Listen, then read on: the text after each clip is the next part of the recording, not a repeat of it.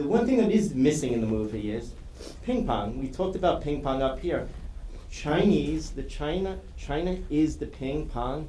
No, Well, we went there, but when we went over there and spent some weeks there, we thought it was a shoo-in to do a spin there, but in fact, I was on a TV show, and the host said, "I just don't understand, ping pong for fun."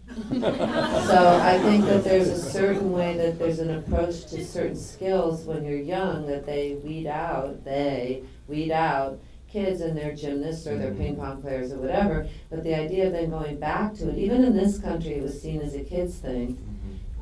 We tried to make it something that you weren't ashamed to be dorky later and could actually be fun, and that was the whole novelty of spin, was that ping pong kind of came out of the closet and was no longer a camp thing or just when you were a kid, and you could unabashedly and without embarrassment embrace as an older person, because it is a skill, it's an Olympic sport. And I went on a Chinese talk show with Timo Boll, who's like a handsome, German ping pong player who's really, really, really, really good.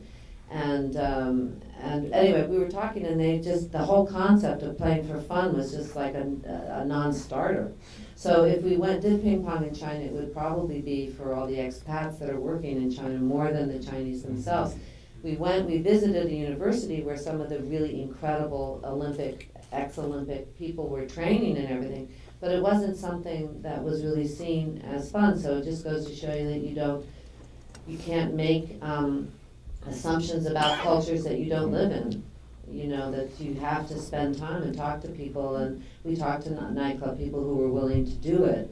But then it's a very tricky thing with the government has to, and it would be owned by the Chinese again, it would be a French franchise, but it just seems so complicated, as you found out, Malcolm.